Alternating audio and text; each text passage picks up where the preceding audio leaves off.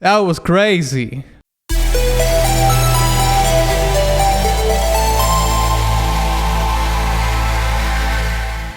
Greetings, Wanderer. This is Atlas here, and welcome to the Void. Today I'm going to be reacting and making a commentary about the VaatiVidyia video called The Legend of Artorias, the Abysswalker. This is the Prepare to Cry remastered version. Now, I have been made aware that this video has spoilers, but it's okay, I don't mind. I'm actually really looking forward to watching this video. Artorias it was and is one of my favorite characters of Dark Souls. I can't say if it is from the whole franchise because I have just barely finished the first game. And in case you want to check that out, by the way, I have the whole playthrough in this card right here, but I'm also gonna leave it in the description of this video, right? And you know, Artorias got his own isolated DLC for himself. You know, no other Gwyn knight got a DLC other than him, so he got a lot of love for maybe for a specific reason. So I'm really looking forward to it. And with that being said, onward.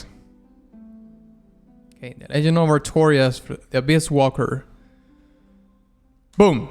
In Gwyn's Age of Fire, there were 4 knights who distinguished themselves above all others. First, there was Hawkeye Goth, who fought in the First War against the dragons. He exulted in the thrill of the hunt, plucking dragons out of the sky with his enormous greatbow.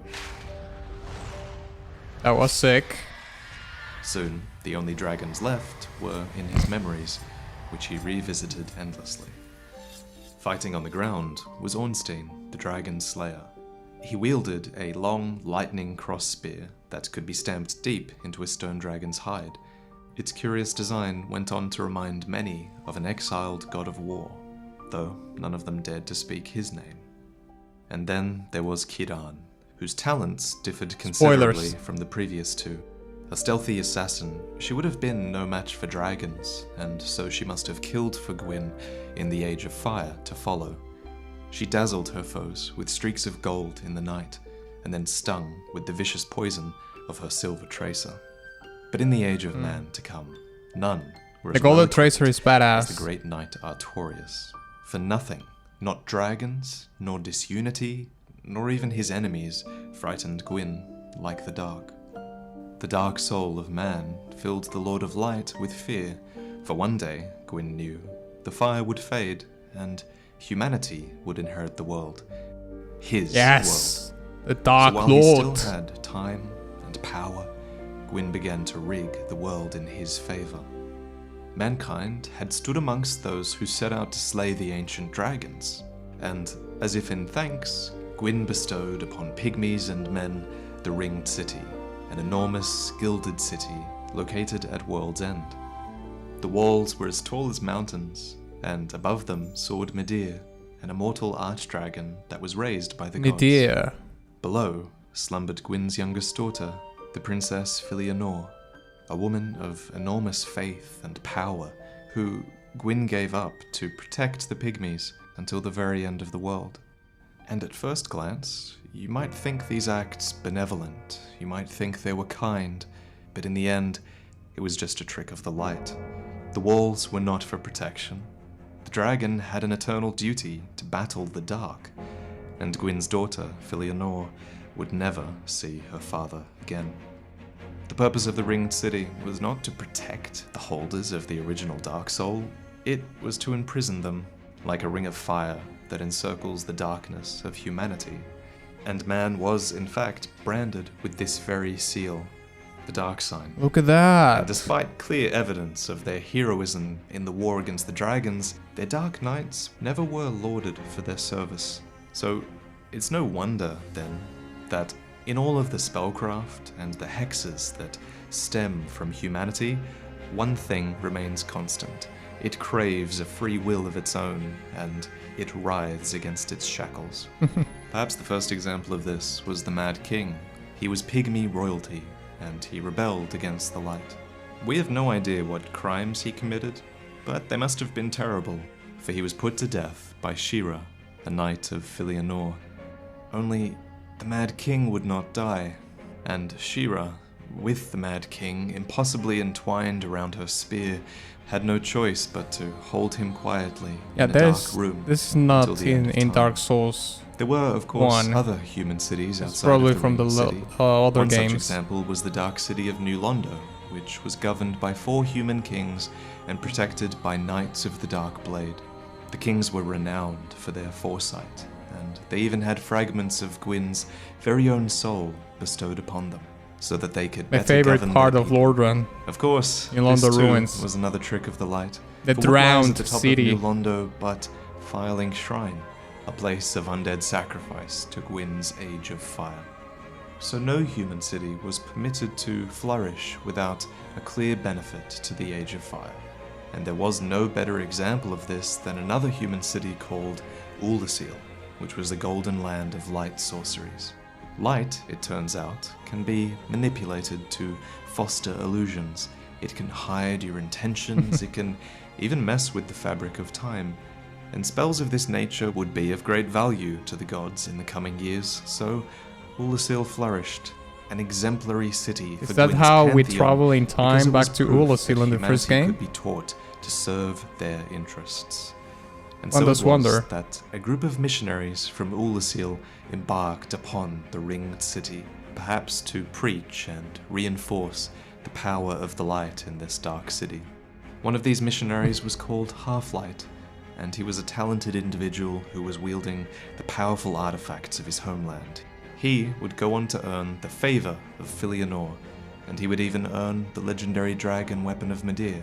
So it was no surprise that Half-Light elected to stay behind, becoming the last recorded spear of the church. And just as Half-Light visited the Ringed City and even stayed behind, the reverse was also true of a certain pygmy from the Ringed City. This pygmy's name was Manus, and while we know nothing about the nature of his visit to Ul'Asil, we do know one thing: he died there, and the body of primeval man, of Manus, was put to rest far, far beneath the city itself, out of the light and out of mind. You have We don't PTSD know from much that. about Manus, and a lot is left to the imagination.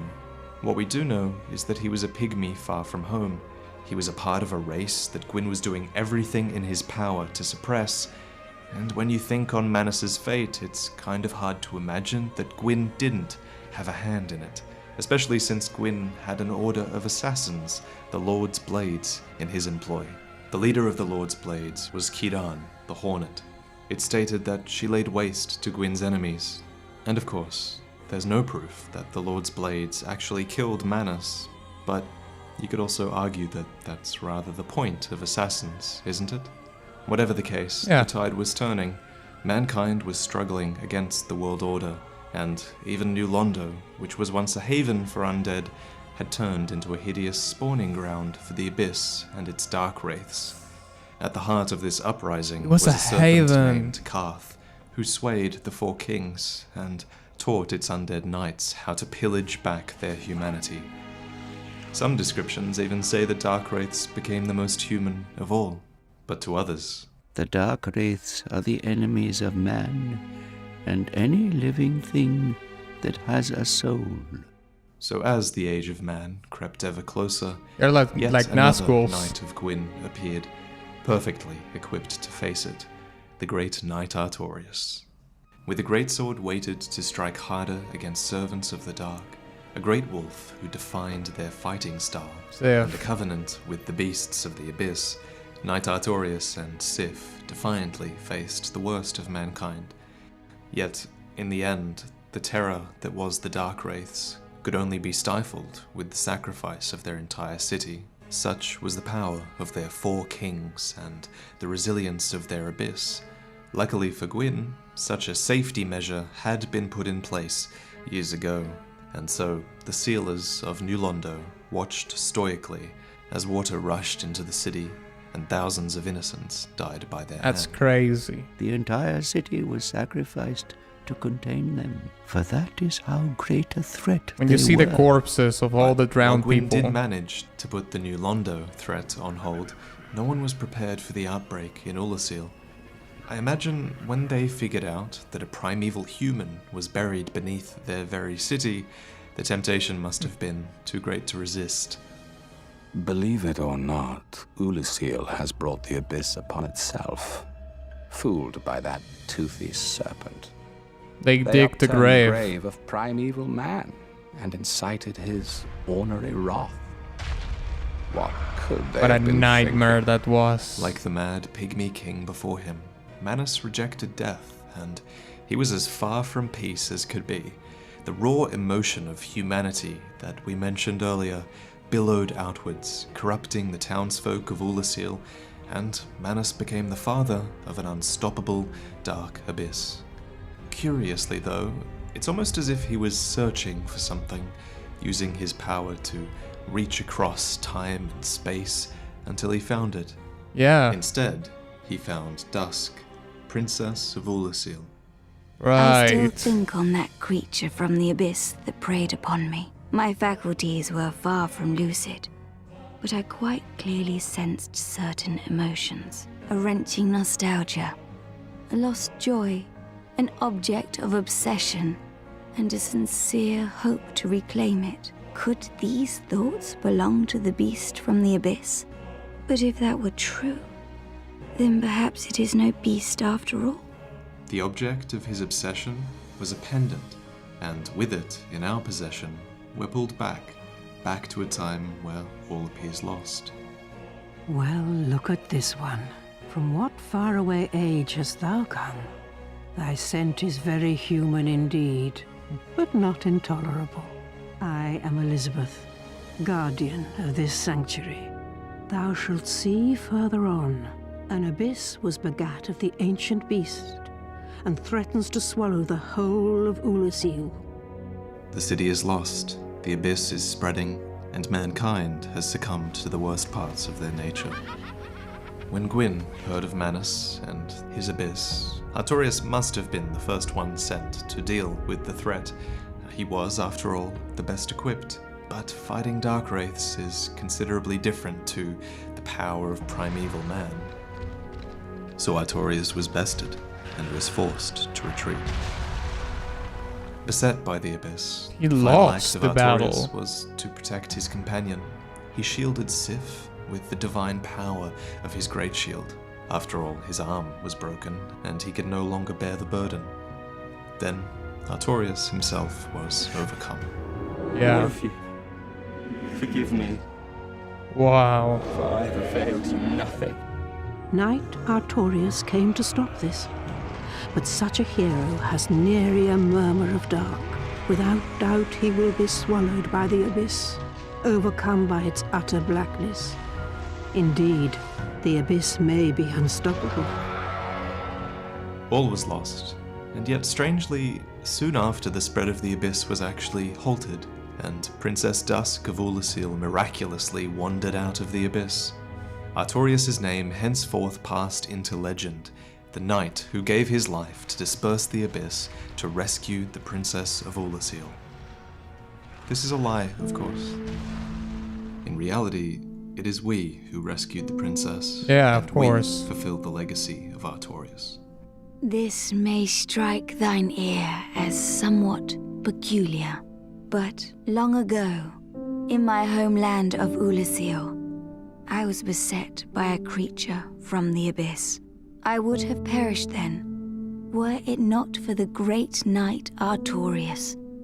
In truth, I saw little of what transpired, for mine senses were already fled, but even still, there was something about Artorias, a certain balance of the humors that quite perfectly fits your semblance.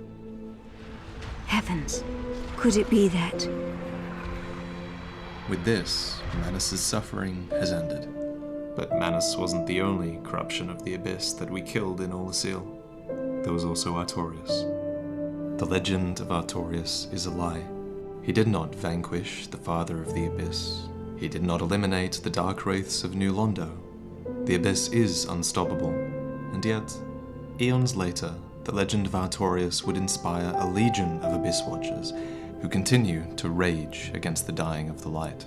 Yes, the Abyss is unstoppable, but they fight nonetheless. A false legend notice that became a Artorias cult. continues to seek out and kill corruptions of humanity. He's still in there somewhere, but his legend can only live on with his death.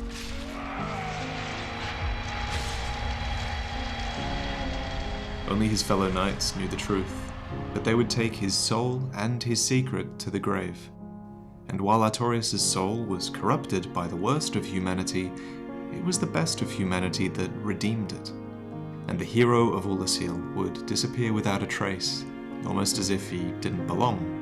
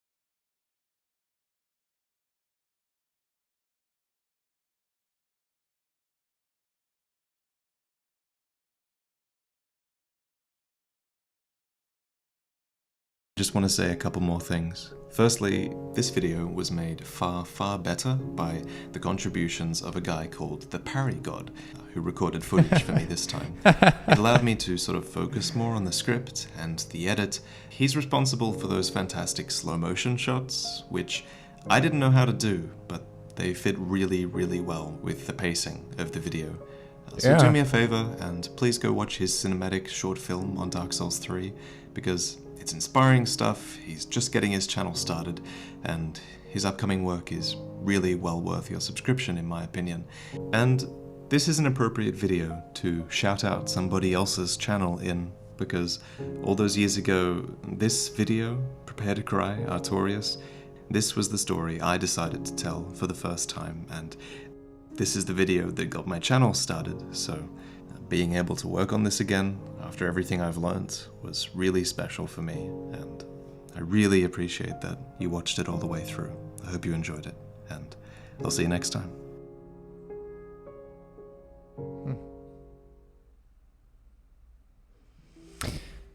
Alright, there we have it. Oh, dear Lord. That was a fantastic video. Ugh. That was crazy. I mean, cheers and, you know, congratulations to Vaati for doing this video, and also to the lad Parry God for doing the footage of the slow motion and so on and so forth. Like he said, it is a match made in heaven, as they say. Very, very well done video by Vaati. The storytelling is, I mean, you can tell that this was made with love and passion and just poured into it. Fantastic way of telling the story of Artorias. Of course, there were parts that were spoilers, obviously. The Abyss Watchers, it seems like it's a cult of warriors or whatnot that I will eventually see in the following games, that are maybe worshipping the fake, legend of Artorias. They believe he was in fact the Abysswalker, when in my opinion, he is the Abyss Fallen. We the ones, the chosen undead that we play is the real legend, of course. The chosen undead is the real Abysswalker, and the one that was able to defeat Manus at the end. But I just want to place some things in perspective here, okay? Because I mean, just think of this, of the magnitude of what it means to be able to defeat Manus, because we have Gael, Artorias, Ornstein, and Kieran. I think Artorias might have been sent first because he was like the most adept to complete the task. He was sent by Gwyn, knowing this.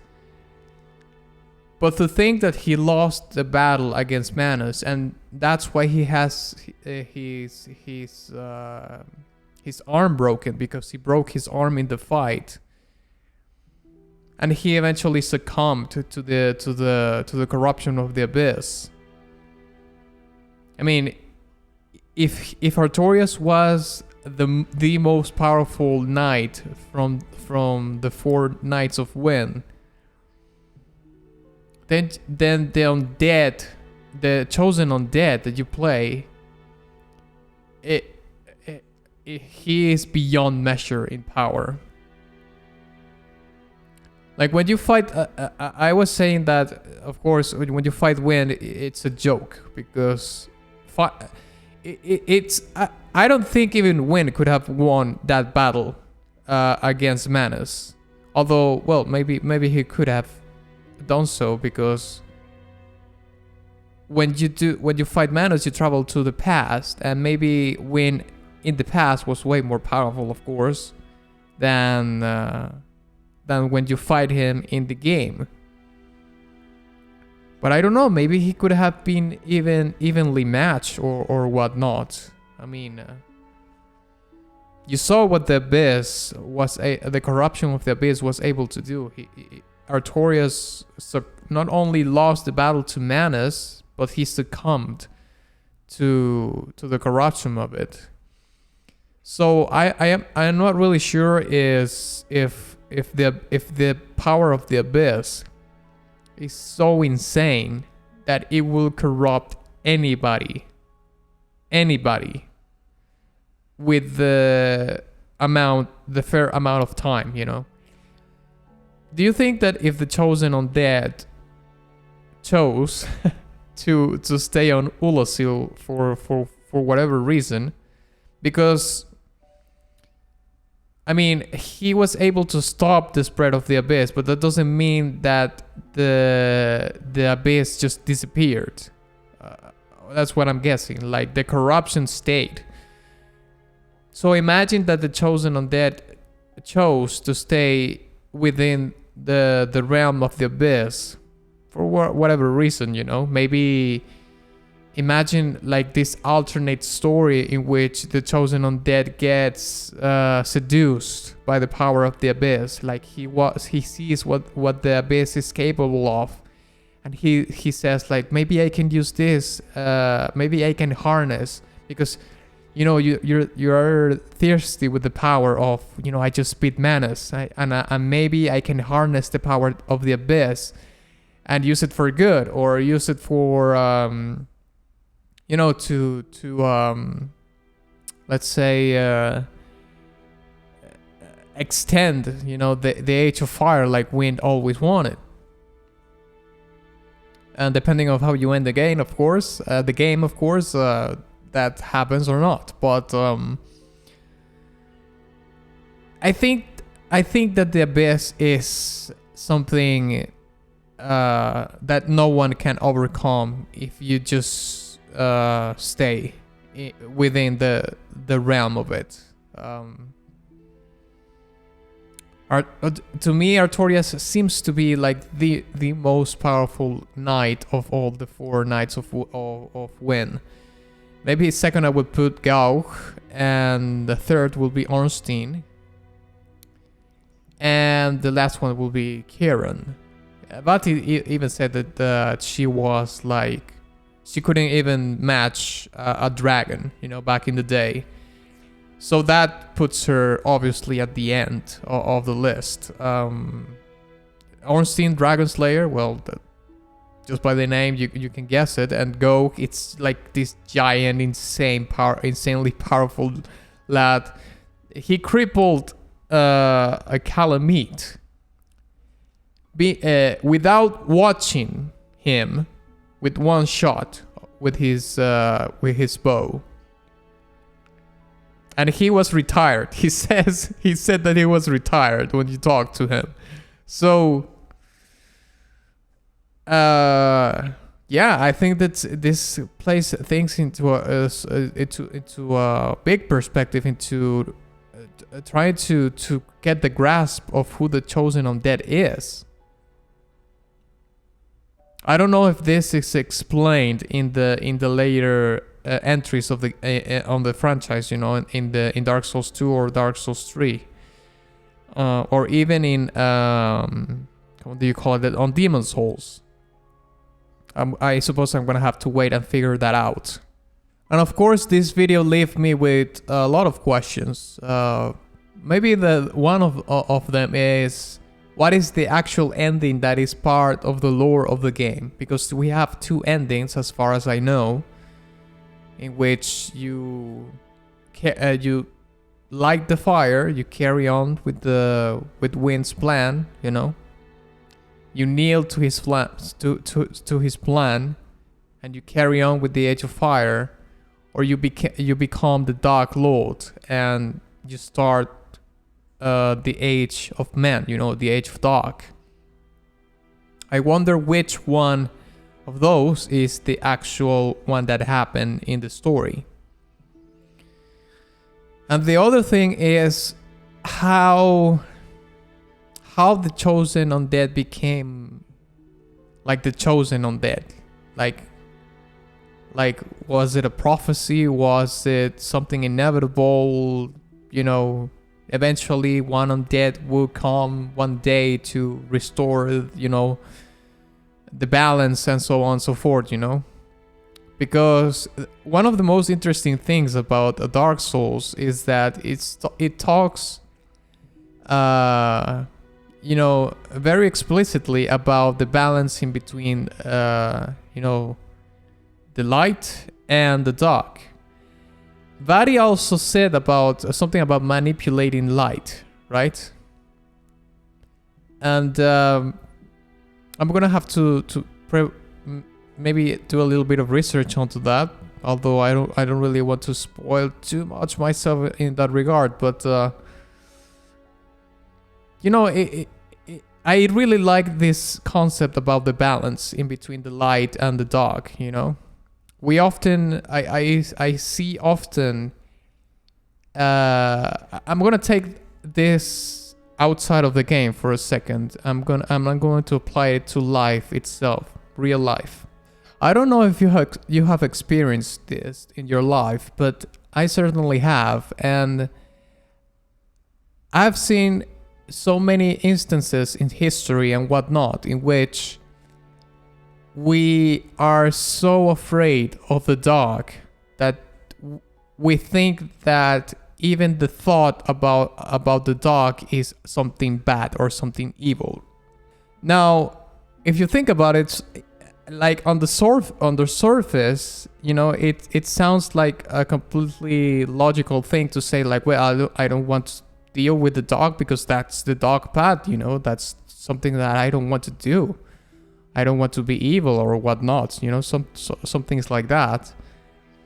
But at the same time, you become like a neophyte of the dark. Like, and you lose yourself in an unrealistic goal of just not engaging with it. Because the thing is, like very much Dark Souls exemplifies in a metaphorical sense, is that light and dark coexist, and you're never ever going to suppress the dark. Ever. Look what happened with Gwyn. He tried to suppress the dark to the utmost sacrifice. He sacrificed everything, and he couldn't do it.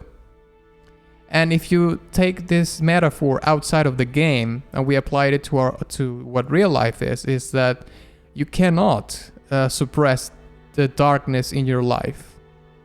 It's gonna be there because humanity is exactly like Dark Souls says. There is the balance in between the light and the dark, and sometimes the light is going to be more brighter, and sometimes the dark is going to cast the shadow and be quite a pitch black period for some time.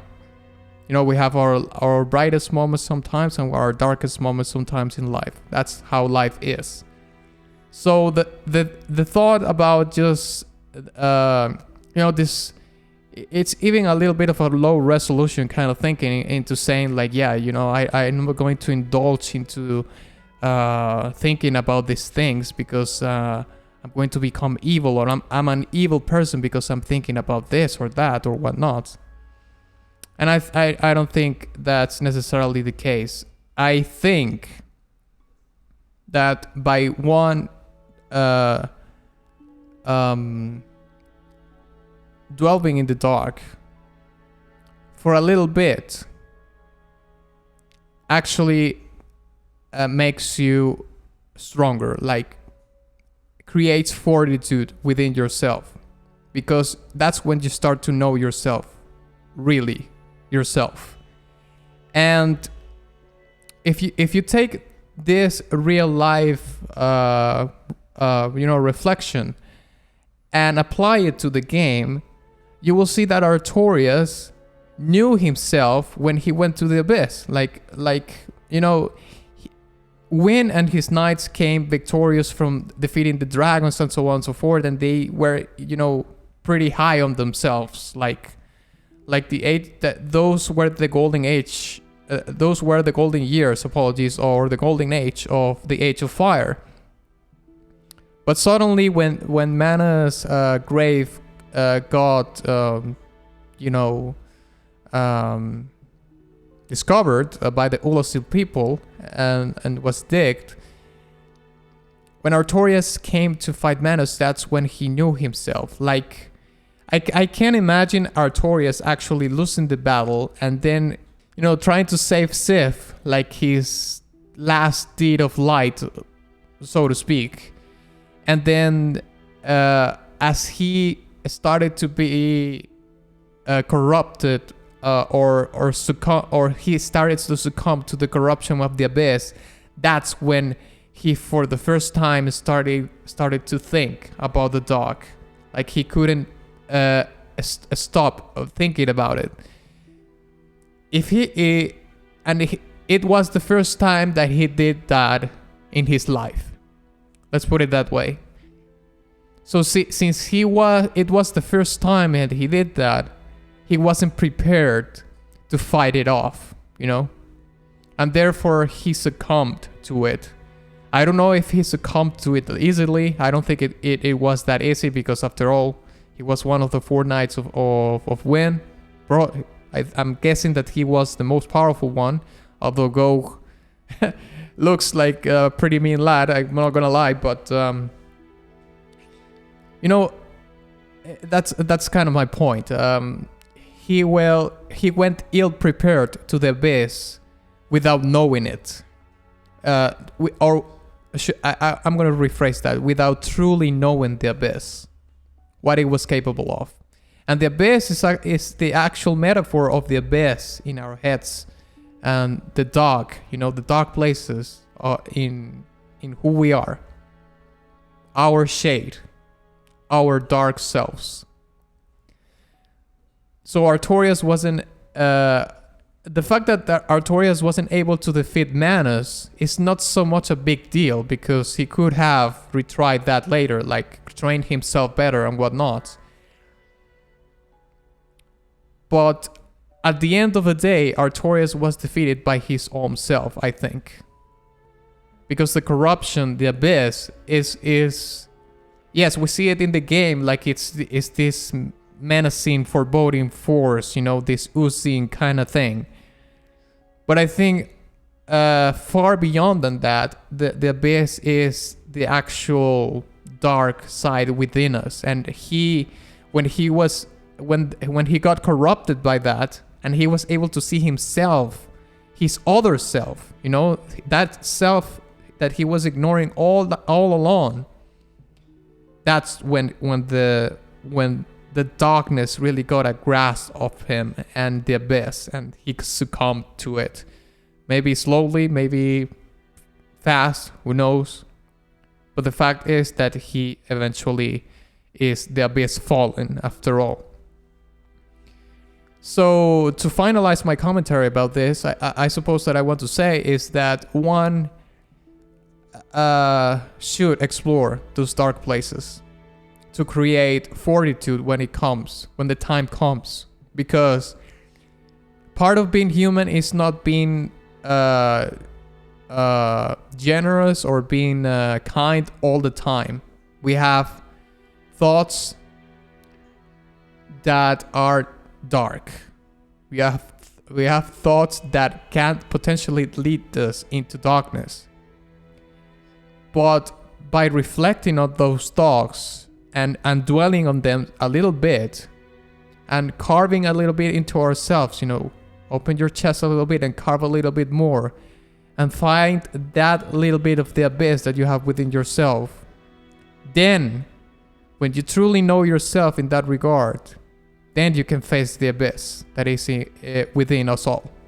So yeah, I'm gonna end my commentary there. Please go check Vaati's video in his channel. I'm gonna leave the link to this video in the description of this video. And also check Parry God's content, which is honestly quite awesome too, okay? Thank you very much for watching this video. If you enjoyed it, please give it a like and share it with your friend.